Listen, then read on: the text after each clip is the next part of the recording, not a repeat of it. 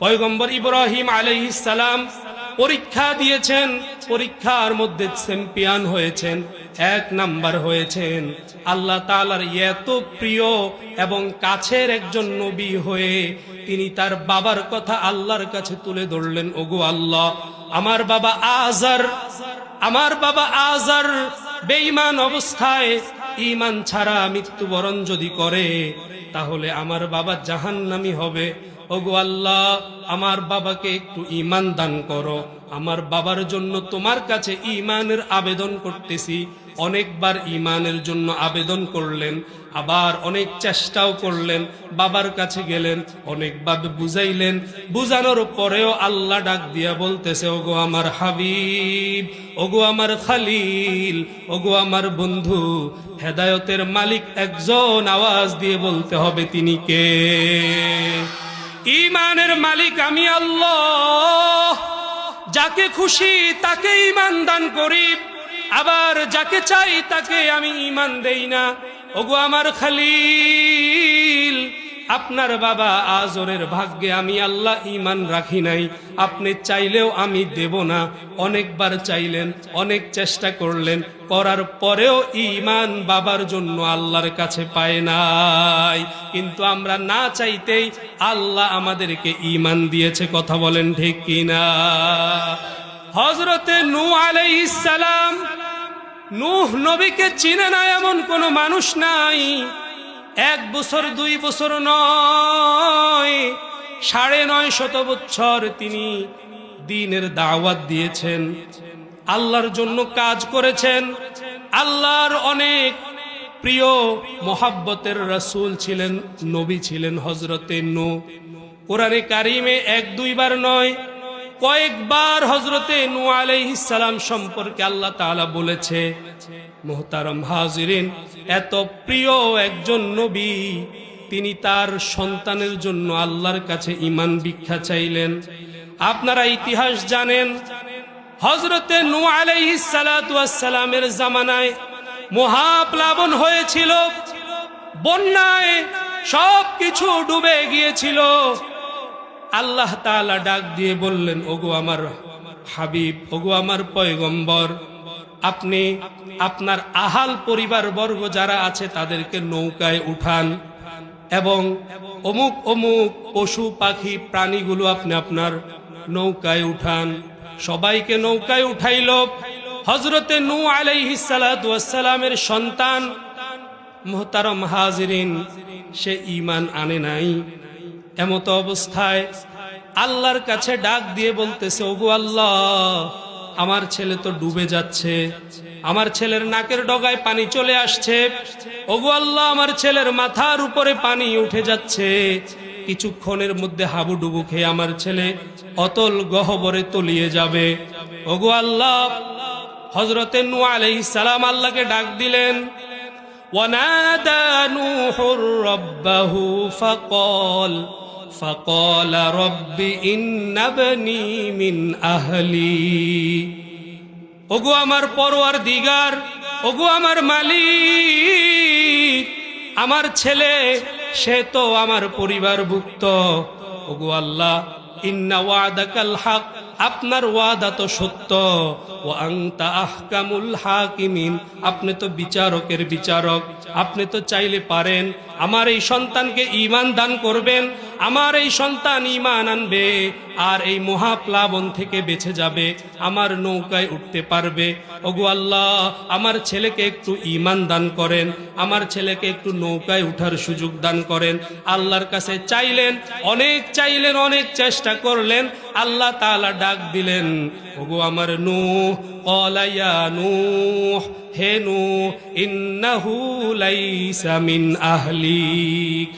আপনি যাকে আপনার পরিবারভুক্ত মনে করছেন সে কখনোই আপনার পরিবারভুক্ত নয়।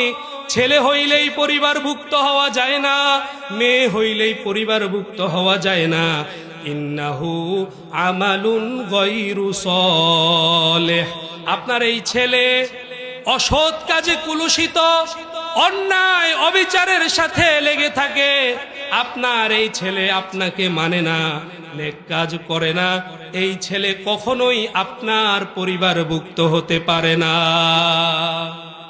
আমার ভাইয়েরা, যারা অভিভাবক রয়েছেন, আমার বাবারা, আমার ভাইয়েরা, ও আমার মা, আপনারা কষ্ট করে সন্তান জন্ম দিয়েছেন, সন্তানগুলোকে নিজেদের পরিবারভুক্ত মনে করেন। আজকের এই আলোচনা থেকে জেনে রাখেন, যেই সন্তান আল্লাহকে মানে না, সেই সন্তান আপনার সন্তান হতে পারে, সে কখনো আল্লাহ তাআলার পক্ষ থেকে আপনার পরিবারভুক্ত নয়, এই কথা আল্লাহ ঘোষণা করে দিছে।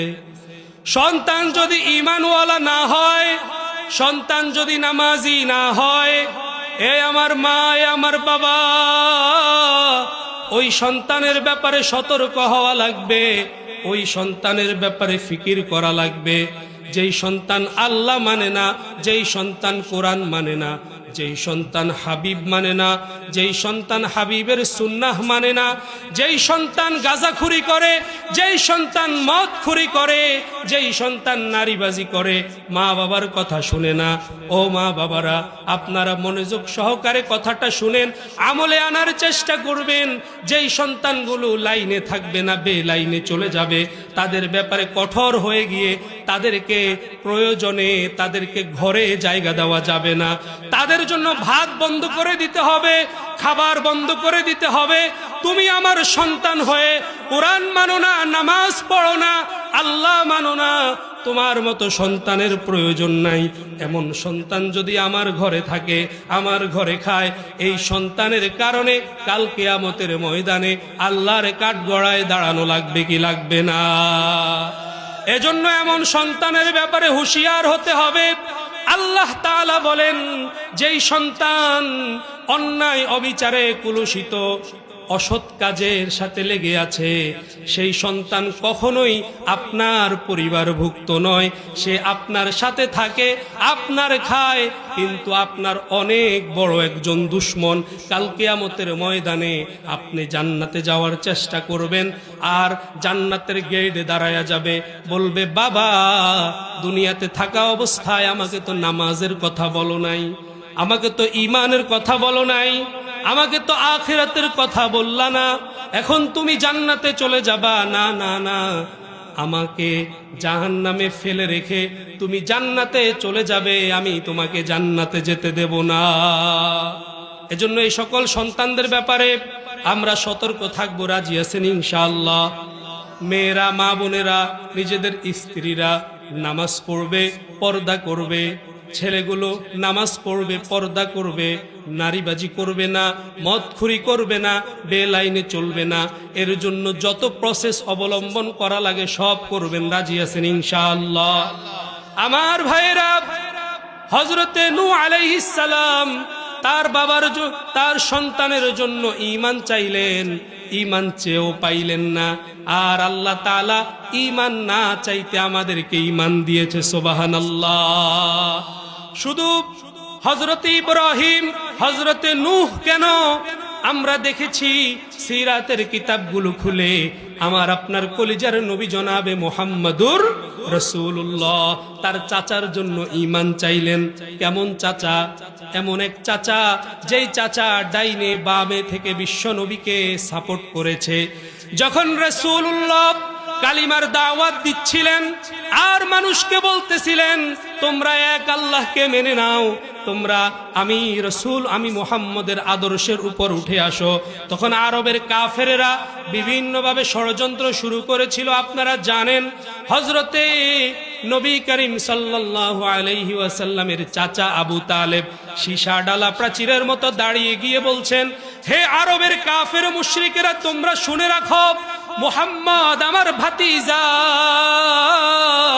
সে যা বলছে সত্য হোক মিথ্যা হোক, তার দিকে যদি কেউ আঙ্গুল তুলে, আমি আবু তালেব বসে থাকবো না, মছরায়া তার আঙ্গুলটা ভেঙে ফেলবো। যদি কেউ তার দিকে চোখ রাঙিয়ে কথা বলে, আমি বসে থাকবো না, প্রয়োজনে তার চোখগুলো আমি উপড়ায়া ফেলবো।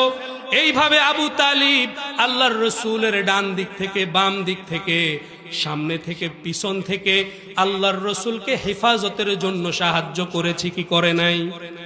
মৃত্যুর সময় আবু তালেব যখন ইন্তেকাল করে, আল্লাহর রসুল চাইলেন দ্বীনের জন্য, ইসলামের জন্য, আমার চাচা অনেক কিছু করেছে, আমার চাচা যদি আজকে বেঈমান হয়ে মারা যায় তাহলে আমার চাচা চিরদিনের জন্য জাহান্নামে যাবে, একটু চেষ্টা করি। অনেক চেষ্টা করলেন, বারংবার চেষ্টা করলেন, আল্লাহর কাছে দোয়া করলেন। কোন নবী দোয়া করলেন?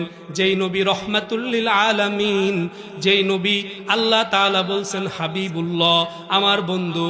এই আসমান এই জমিন যা কিছু দেখি কোনো কিছুই আল্লাহ সৃষ্টি করতেন না যদি মুহাম্মদকে সৃষ্টি না করা হতো। এমন এক নবী আল্লাহর কাছে চাচার হেদায়েতের জন্য আল্লাহর কাছে চাইলেন, চেষ্টা করলেন, চেষ্টার পরে চেষ্টা করলেন, অনেক চেষ্টা করার পরেও আল্লাহ তাআলা ডাক দিয়া বলে, ওগো হাবিব, আপনি আগে বলেন হেদায়েতের মালিক কে? ঈমান দিবে কে? ঈমান আল্লাহ যাকে ইচ্ছা তাকে দিবে, যাকে ইচ্ছা হবে না তাকে দিবে না। ওগো হাবিব, আপনি যতই চেষ্টা করেন, আমি আবু তালেবের কপালে ঈমান রাখি নাই, সে ঈমান আনতে পারবে না। আবু তালেবের জন্য ঈমান চেয়েও আল্লাহর পক্ষ থেকে ঈমান আদায় করতে পারে নাই।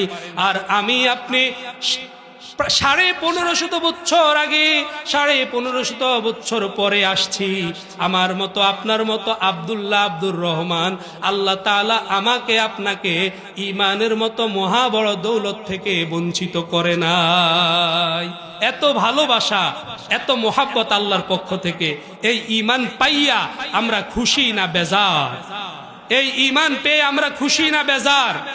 এজন্য আজকের এই মাহফিল থেকে নিয়ত করতে হবে যে কোনোভাবে ঈমান যেন নষ্ট না হয়, কোনোভাবে ঈমান যেন বের হয়ে না যায়, কোনোভাবে ঈমান যেন বিক্রি হয়ে না যায়। এর জন্য চেষ্টা করবেন, মেহনত করবেন। রাজি আছেন ইনশাআল্লাহ? মুহতারম হাজিরিন, আল্লাহ তাআলা এই ঈমান দিয়েছেন, ঈমানের মর্যাদা দিতে হবে, ঈমানের মূল্যায়ন করতে হবে, ঈমান ধইরা রাখতে হবে। মুহতারম হাজিরিন, কষ্ট করে যেটা অর্জন হয় সেটার কদর থাকে, কিন্তু আমরা কষ্ট ছাড়া না চাইতে ঈমান পেয়েছি, এজন্য ঈমানের কোনো কদর আমাদের কাছে নাই। মুহতারম হাজিরিন, ঈমান এত মূল্যবান সম্পদ। যদি ঈমান থাকে তাহলে জান্নাতে, ঈমান যদি না থাকে তাহলে বান্দারে ঠিকানাটা হয়ে যাবে জাহান্নামে। ঈমানের কালিমা কি? ঈমানের কালিমা লা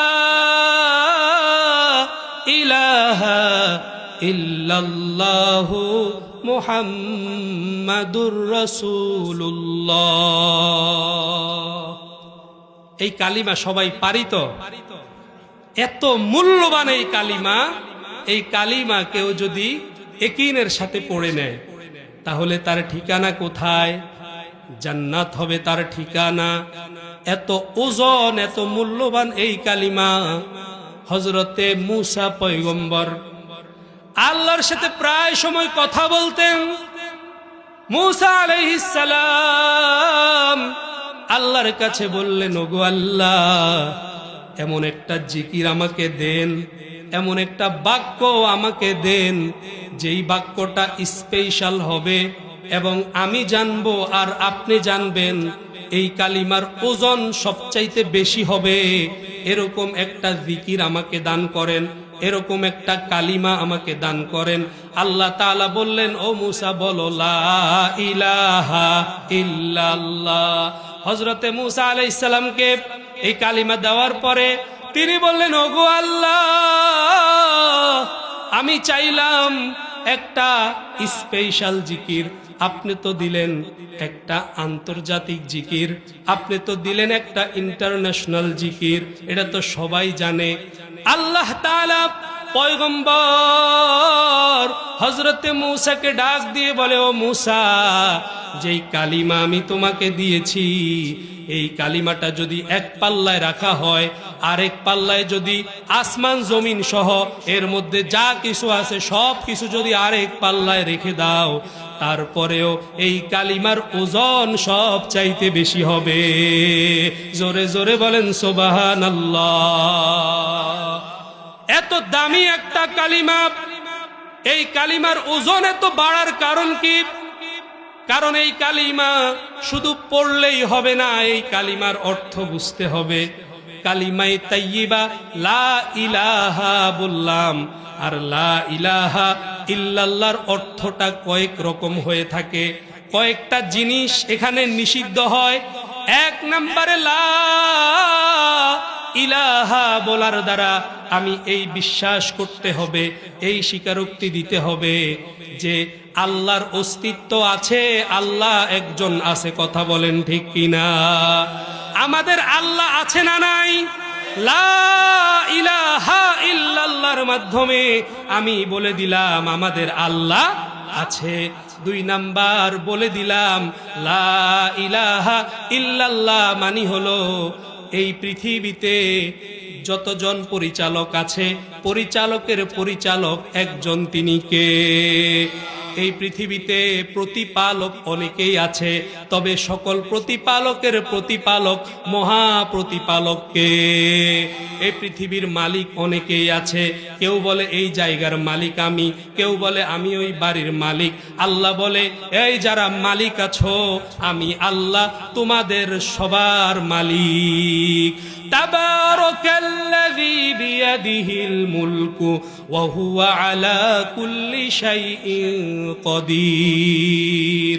আসমান এবং জমিনের একমাত্র মালিকানা কার হাতে? আল্লাহর হাতে। এই তামাম পৃথিবীর একমাত্র প্রতিপালক পরিচালক একজন, আওয়াজ করে বলতে হবে তিনি কে? তাহলে এক নম্বরে আল্লাহর অস্তিত্ব আছে না নাই? আল্লাহ একজন আছে না নাই? দুই নাম্বার কথা হলো আমাদের সবার রব, রব তথা প্রতিপালক পরিচালক তথা মালিক একজন, আওয়াজ করে বলতে হবে তিনি কে? লা ইলাহা ইল্লাল্লাহ বলার মাধ্যমে আমি তিন নম্বরে যেই স্বীকারোক্তি দিলাম এবং হৃদয়ের মধ্যে বিশ্বাস স্থাপন করলাম, সেটা হলো একমাত্র শুধুমাত্র ইবাদতের উপযুক্ত একজন, তিনি কে? এই কপালটা যদি নত করতে হয় তাহলে একজনের সামনে করব, তিনি কে? এই লা ইলাহা ইল্লাল্লাহর দ্বারা এই স্বীকারোক্তি দিলাম এবং এই বিশ্বাস স্থাপন করলাম যে একমাত্র শুধুমাত্র ইবাদতের উপযুক্ত আল্লাহ। নাকি খাজা বাবা? ইবাদতের উপযুক্ত কে? এই সেজদার উপযুক্ত কে? বাদহের সাজ দাগাশ বার জমি বুদ, বাবা তেনে মসজিদ আরশে বরিবুদ।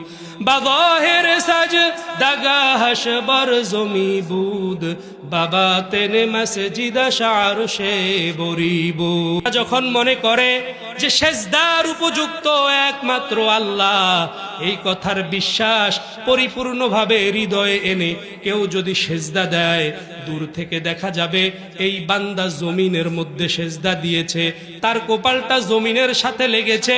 কিন্তু আমার ভাইরা, যখন সে সেজদা দিবে একমাত্র আল্লাহর জন্য, তখন ওই সেজদাটা, ওই কপালটা জমিনের সাথে গিয়ে লাগে না, বরং ওই কপালটা সরাসরি আল্লাহর আরশের সাথে গিয়ে মিলিত হয়। সুবহানাল্লাহ। সেজদা দিয়েছি জমিনে, কিন্তু বাস্তবিক পক্ষে ওই সেজদাটা গিয়ে আল্লাহর আরশের সাথে মিলিত হবে কখন? যখন হৃদয়ে মনে প্রাণে এই বিশ্বাস হবে যে সেজদা পাওয়ার উপযুক্ত একমাত্র একজন, আওয়াজ করে বলেন তিনি কে? বাদহের সাজ দাগাশ বার জমি বুদ, বাবা তেনে মসজিদ আরশে বরিবুদ। এটা গেল তিন নাম্বার। চার নম্বরে যখন লা ইলাহা ইল্লাল্লাহ বললাম, তখন এই সাক্ষ্য দিলাম যে আল্লাহ তাআলার যতগুলো সিফাত আছে সবগুলো এর অন্তর্ভুক্ত হবে। আল্লাহ ছাড়া কোনো ইলাহ নাই, লা ইলাহা আই লা রাজ্জাক, আল্লাহ ছাড়া কোনো রিজিক দাতা এই জমিনে নাই।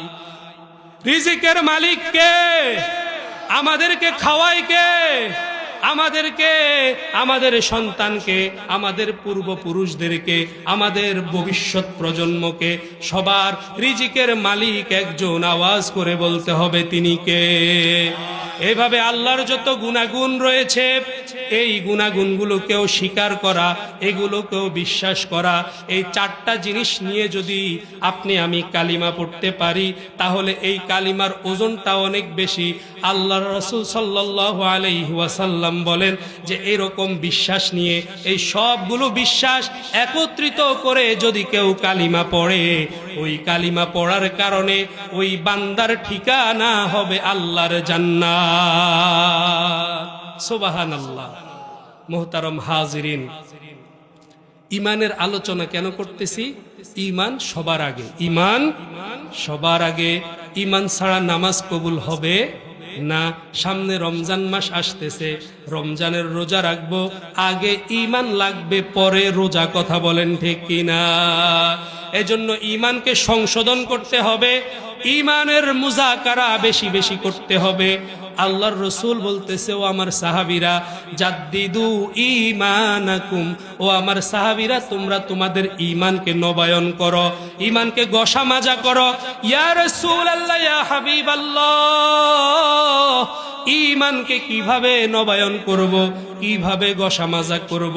আল্লাহর রসুল বলেন, আল্লাহর কথা তোমরা বেশি বেশি করো, আল্লাহর মুজাকারা বেশি বেশি করো, আল্লাহর কথা বেশি বেশি বলো, বেশি বেশি শুনো।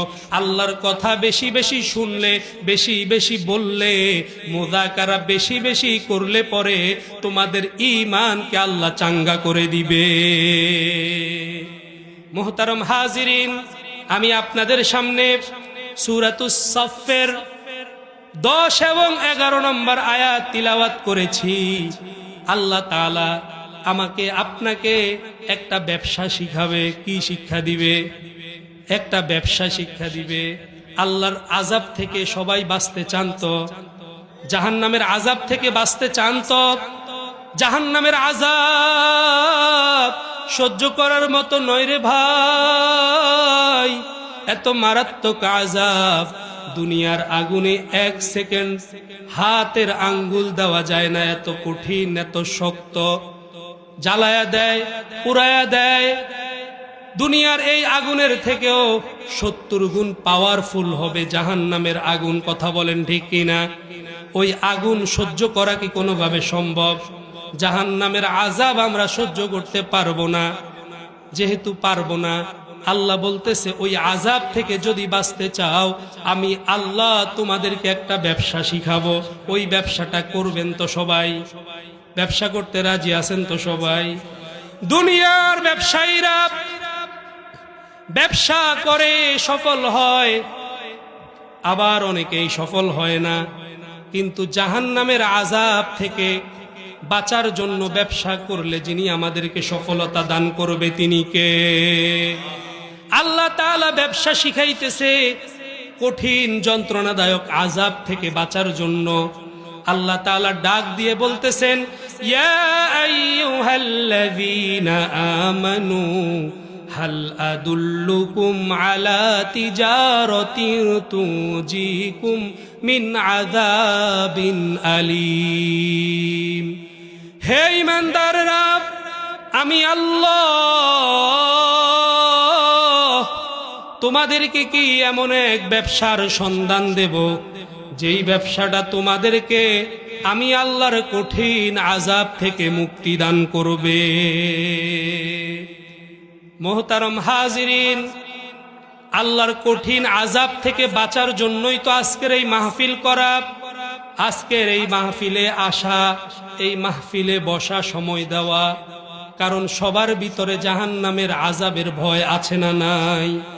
জাহান্নামের আযাবের ভয় সবার আছে, এজন্য মাহফিলে আসছি, কোরআনের কথাগুলো শুনতেছি, মাহফিলে বসে বসে আমরা ওয়াজ শুনি, চতুর্দিকে ফেরেশতারা আমাদের গুনাহ ক্ষমা করানোর জন্য আল্লাহর কাছে আমার আপনার জন্য মাগফিরাতের দোয়া করতেছে। সুবহানাল্লাহ।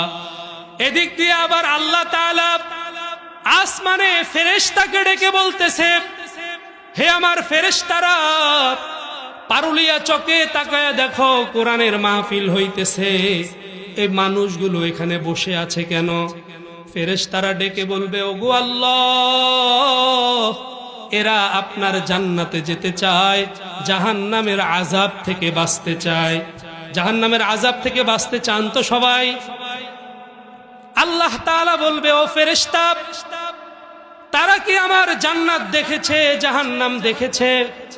ফেরেশতারা বলবে, না মালিক, তারা তো দেখে নাই। আল্লাহ বলে, ওগো আমার ফেরেশতারা, তোমরা সাক্ষী থাকো, যেই মানুষগুলো পারুলিয়া চকের 31 তারিখের মাহফিলে বসে বসে বয়ান শুনতেছে, অনেকেই রাগ করে মাহফিলে আল্লাহর সাথে রাগ করে তারা আসতেছে না, তারপরেও ঘরে বসে বসে কান পেতে আলোচনা শুনতেছে, কারণ আল্লাহর আলোচনা শুনতে মজা লাগে। আরবের কাফেরেরা রাসূলুল্লাহর বিরোধিতা করেছেন, আল্লাহর বিরোধিতা করেছেন, তারপরেও যখন রাসূলুল্লাহ কোরআন তেলাওয়াত করতেন, কোরআনের আলোচনা করতেন, চুপিসারে আইসা কান লাগায়া আল্লাহর কথাগুলা শুনতেন। অনেকে আসতে পারে নাই, শুনতেছে, মা বোনেরা শুনতেছে। সবার উদ্দেশ্য একটাই, যে আল্লাহর আযাব থেকে আমরা বাঁচতে চাই। কথা বলেন ঠিক কিনা? আল্লাহ তাআলা ফেরেশতাদেরকে সাক্ষী রেখে বলবে, ও ফেরেশতারা, তোমরা সাক্ষী থাকো, আমার যেই বান্দাগুলো জাহান্নামের আযাব থেকে বাঁচার জন্য মাহফিলে বসে বসে কোরআনের আলোচনাগুলো শুনতেছে, তোমরা সাক্ষী থাকো, মাহফিল শেষ হওয়ার আগে আগে আমি আল্লাহ তাদের জিন্দেগীর সব গুনাহ মাফ করে দিয়ে তাদের নামটা জাহান্নামের খাতা থেকে কেটে জান্নাতীদের খাতায় তুলে দিব। সুবহানাল্লাহ। মুহতারাম হাজিরিন, তাহলে জাহান্নামের আযাব থেকে বাঁচার জন্য আল্লাহ ব্যবসা শিখাবে। 10 নম্বর আয়াতে প্রশ্ন করলেন, হাল আদুল্লুকুম, আমি কি তোমাদেরকে সন্ধান দেব এমন একটা ব্যবসার? 11 নম্বর আয়াতে আল্লাহ ব্যবসা শিখাইতেছে। সবার আগে আল্লাহ তাআলা বলতেছেন, তুমিনুনা বিল্লাহ। 1 নম্বর ব্যবসা হলো আল্লাহর উপরে তোমরা ঈমান আনো। ঈমানের ব্যবসা সবার আগে কি? ঈমান। ঈমান সবার আগে। এজন্য আল্লাহ তাআলা বলতেছে, তুমিনুনা বিল্লাহ, আমি আল্লাহর উপরে ঈমান আনো। ঈমান বিল্লাহ, এটা সবার আগে, এটা সবার আগে।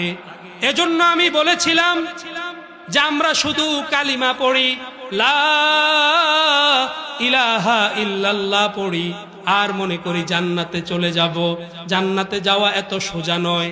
যদি সোজা হইতো, আল্লাহ তাআলা ব্যবসা শিখাইতেছে কাদেরকে? ঈমানদারদেরকে।